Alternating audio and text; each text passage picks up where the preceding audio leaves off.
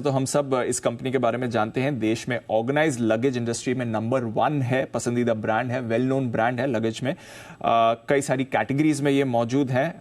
10 manufacturing facilities हैं company की, 1300 शहरों में 13,000 पॉइंट ऑफ सेल्स हैं और लगातार आप देख रहे हैं बढ़िया प्रोडक्ट्स इनकी तरफ से आपको आते हुए दिख सकते हैं। आज हमारे साथ जुड़ रही हैं नीतू काशीराम का, कंपनी की एमडी, सीए है मैम। 25 साल का उनका अनुभव है।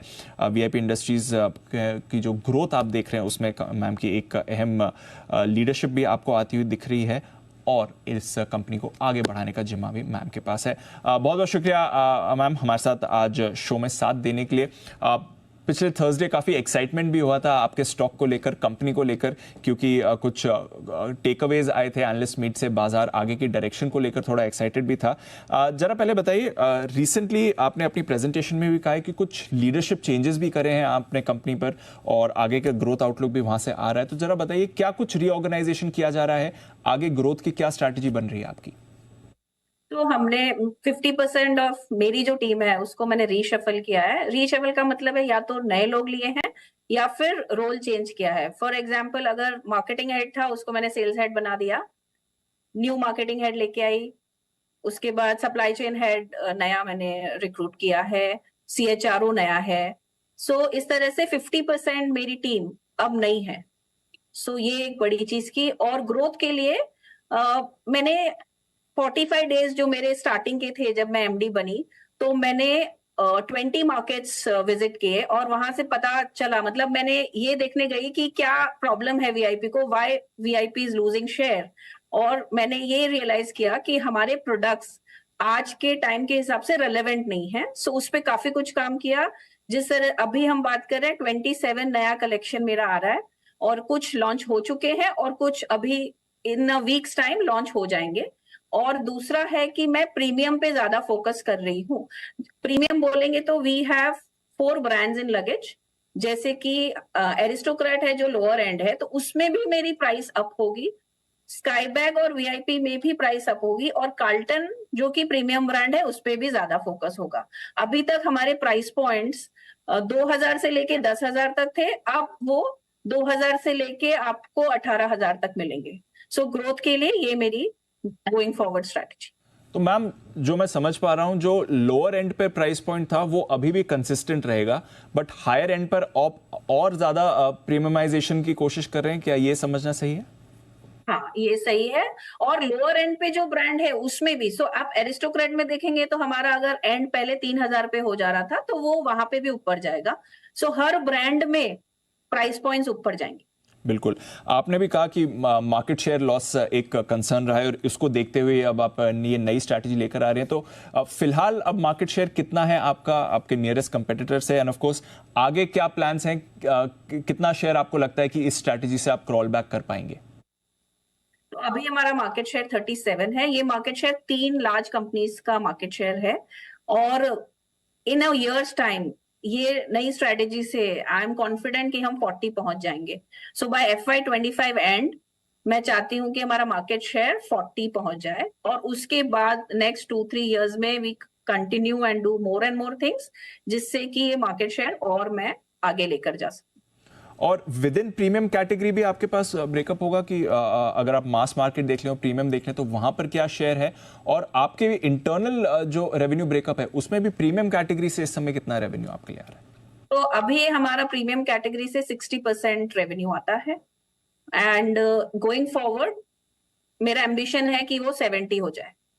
या मैम, इसका मार्जिन्स पर भी फिर असर पड़ेगा? किस तरह के आप मार्जिन्स आगे के लिए टारगेट कर रही हैं?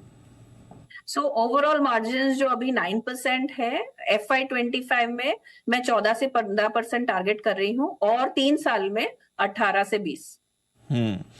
आपने डीलर डिस्ट्रीब्यूशन मीट्स भी अभी रिसेंटली करे थे। काफी लंबे समय बाद हमें समझ में आ रहा है कि ये आपने किया था। वहां से जरा बताइए क्या कुछ इनसाइट्स आए हैं और अब आगे किस तरह की कंज्यूमर टारगेटिंग आप करेंगी? तो मैंने 2 डिस्ट्रीब्यूटर मीट की इन 7 महीनों में। तो मुझे अब ये पोजीशन लेके 7 महीने हुए हैं। एक मीट मैंने 15 दिन में ही की थी और दूसरी मार्च के फर्स्ट वीक में की थी। और पर्पस ये था कि 5 साल से हम अपने कस्टमर से नहीं मिले हैं, तो मैं चाहती थी कि ये कनेक्ट बने। और मैंने उसकी शुरुआत की है। कुछ जो डीलर डिस्ट्रीब्यूटर हैं वो वीआईपी से 40-45 साल से जुड़े हुए हैं, 2 या 3 जनरेशन हो गई है, तो उन्हें भी थोड़ा अच्छा नहीं लग रहा था कि हम नहीं मिल रहे उनसे।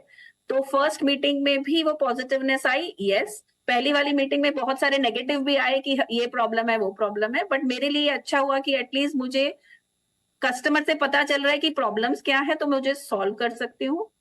सो आई थिंक वो मुझे बहुत हेल्पफुल रहा। आज अगर आप देखें सेकेंड मीट में वो बहुत ही ज्यादा खुश होके गए, क्योंकि उन्होंने जो फर्स्ट मीटिंग में मुझे बताई थी कि वीआईपी में क्या क्या खामियां हैं, वो मैंने कुछ हद तक सॉल्व की है। सब कुछ एक साथ सॉल्व नहीं हो सकता, बट आई थिंक जर्नी उन्हें दिख रही है, तो इसलिए वो खुश हैं। और अब मैं मेरे प्रीमियम जो क्लब एक बनाया है 25 टॉप कस्टमर्स का, उनसे मैं हर क्वार्टर मिलूंगी, तो मुझे पता चलेगा कि मेरी टीम इम्प्रूवमेंट कर रही है, वो कहाँ तक उनके पास जा रहा है और हमें और क्या इम्प्रूवमेंट करने की जरूरत है। तो नए स्टोर्स, नए टच पॉइंट्स या थोड़ा और डिस्ट्रीब्यूशन बढ़ाने का भी प्लान है? डिस्ट्रीब्यूशन बढ़ाएंगे, बट आज हमारा डिस्ट्रीब्यूशन सारे कंपटीशन से सबसे बेस्ट है। आई थिंक पहले मेरा टारगेट होगा कि ये जितना भी डिस्ट्रीब्यूशन मेरा है मैं उसे बेटर करूं। सो अगर मेरी शॉप्स में आज बिजनेस कम हो रहा है, पहले उसको बढ़ाऊं। और इस साल के लिए जो कि FY25 के लिए मेरा फोकस रहेगा कि मैं टॉप 14 सिटीज पे फोकस करूंगी, क्योंकि मेरा प्रीमियमाइजेशन की तरफ फोकस है। उसके लिए मैं पहले लार्ज सिटीज में फोकस करूंगी, जहां भी गैप दिखेगा पहले उसे फिल करना चाहूंगी। अंडरस्टूड। कैपेसिटी बढ़ाने का इस समय कोई प्लान है, या जो 10 यूनिट्स हैं वो काफी है? कोई केपेक्स प्लान आगे के लिए प्लान कर रहे इमीडिएटली कोई बड़ा केपेक्स प्लान नहीं है, बिकॉज मेरे पास इनफ कैपेसिटी है। सो कोई बड़ा केपेक्स प्लान नहीं है आज के डेट। और एडवर्टाइजिंग पर मैम? एडवर्टाइजिंग में हम 7% खर्च कर रहे हैं, उतना खर्च करेंगे अभी भी। और मैं ये बोलूंगी कि 7% जो हम खर्च कर रहे थे, मे बी वो बेस्ट तरीके से नहीं कर रहे थे, और अब उसी का बेस्ट तरीके से करेंगे तो उसका इम्पैक्ट आएगा। बढ़िया है। फिलहाल डेट लेवल्स किस तरह के हैं? आगे डेट रिडक्शन पर कोई फोकस रहेगा? वर्किंग कैपिटल या उसके लिए भी कोई कंसर्न्स है? सो आज के डेट में 400 करोड़ का डेट है, और अगर मैं इन्वेंट्री कंट्रोल करती हूँ तो by end of this year I will be targeting a zero debt company. End of this year zero debt company ma'am? Yes, because 900 crore का स्टॉक है आज मेरे पास। एक्चुअली वो 400 से 500 ही होना चाहिए, और वो मैं टारगेट कर रही हूँ कि बाय नेक्स्ट मार्च में वहां पहुंच जाऊं। और अगर वो होता है तो मेरा VIP will become a debt free company. बहुत बढ़िया मैम, काफ़ी सारे आपने हेडलाइन आइटम्स हमें दे दिए हैं इस इंटरव्यू में, आगे के प्लान्स को लेकर, ऑफ कोर्स प्रीमियमाइजेशन को लेकर जो बड़ा फोकस आ रहा है, और वापस मार्केट शेयर को भी क्रॉल बैक करने के लिए बहुत बहुत शुक्रिया आज हमें अपना वक्त देने के लिए। और आपको आगे के लिए भी बहुत बहुत बधाई। ये जो नई स्ट्रैटेजी आप लेकर आई हैं वो सक्सेसफुली इंप्लीमेंट हो। बहुत बहुत शुक्रिया। Thanks a lot. धन्यवाद। एपी इंडस्ट्रीज आज आपको दिख भी रहा है, स्टॉक में जबरदस्त एक्शन बना हुआ है। थर्सडे के दिन भी आपने देखा था अच्छी तेजी आई थी, और जैसा आपने मैम को भी सुना, काफी अग्रेसिव प्लान्स है आगे ग्रोथ को लेकर। 3.5% ऊपर स्टॉक इस समय ट्रेड कर रहा है।